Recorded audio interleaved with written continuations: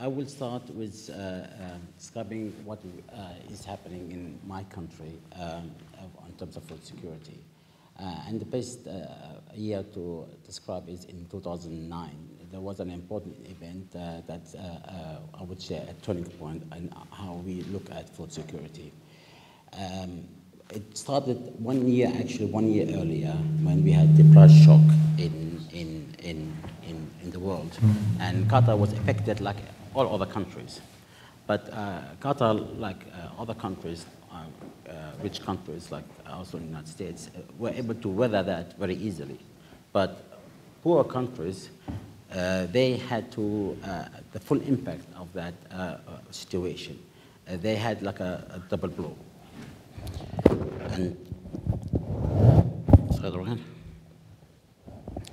And our crown prince, he studied in Sandhurst, and he was very much worried about national security issues, and one of them was food security. So when 2008, at that time, the government, our government, took a knee-jerk reaction, like other countries, of trying to secure land abroad and to secure imports. He asked in 2009 for a re-evaluation of this policy.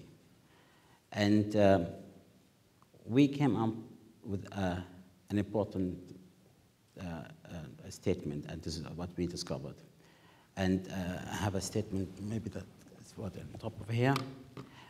By securing food imports, you are actually promoting the importing of food. And therefore, it is a contradiction of terms because it has a contradiction of outcome. Basically, you are getting more dependent on imports. And if a situation arises for any reasons, is it price fluctuation, is it a blockade of any kind, then you will have a very severe situation at our hands. So that was the first critical breakthrough for us. So, and the second element of that breakthrough for, in terms of the turning point, was that we also realized that the solution must be sustainable. And it must be something that we could, what we develop in Qatar and also in other countries that may help us in this endeavor, also share with other countries that have a similar situation. We may have the resources, but the other countries may not. And so what we ever developed, we could share in that. So that's how was our national food program was born. It has 4 important pillars, and in the screen in back of mine is the water and energy and the agro-food system. Now, what's so interesting, when we started looking at this problem and we thought it'd be similar like everybody else, water was going to be a difficult hurdle to overcome. And actually, it was not. Water, in terms of desalination technology, has improved dramatically in the last 20 years. And we think that if you push the envelope a bit further, you can really use it for agriculture. And there are some countries that are already starting to do this. Israel is one example. The second element was that water-stressed countries, they have a problem with the water, but they also have something most of them usually have. They have a high level of solar irradiation levels. And that's why they have water problems. So with that solar power, you could generate all the energy you need for the desalination. So coupling those two together would be the answer to the problem. And by pushing, again, the envelope in that area, we can provide packages of real solution for all other countries. So that was actually the easiest one to address. But the other more difficult one was the agro-food system in the back.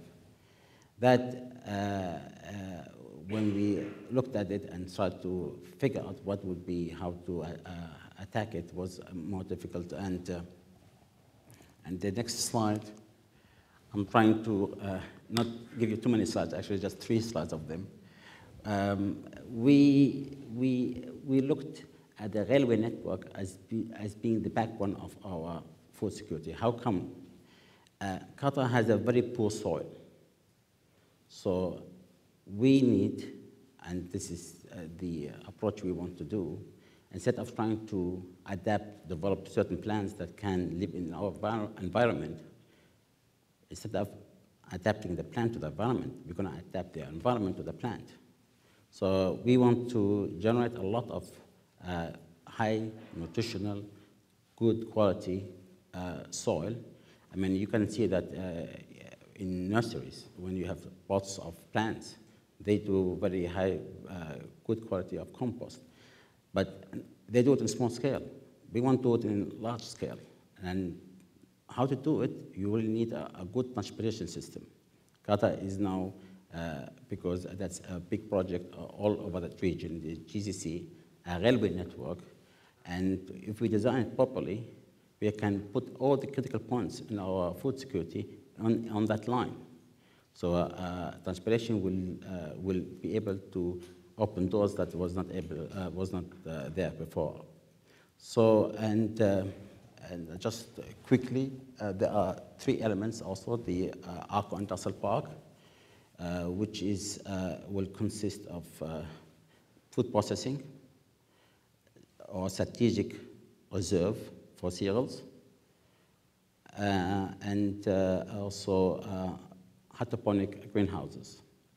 While we prefer to use small farms to supply all the produce of the farms, we have to compromise in terms of industrial scale farming.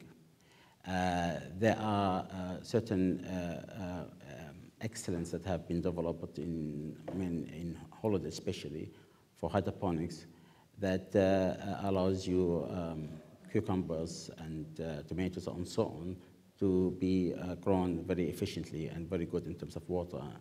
So in that term, that will happen in that area. And then we have the fund in the food park where most of the markets will be, and where certain imports that will come for ready-made produce will be cleared and sold in that market. It is more complicated than that, but I don't want to further spend on that because it is a very complicated program. And actually, this one slide is a little bit older because now it has even grown more complicated. So I will stop at here and pass it on to you, Jyoti.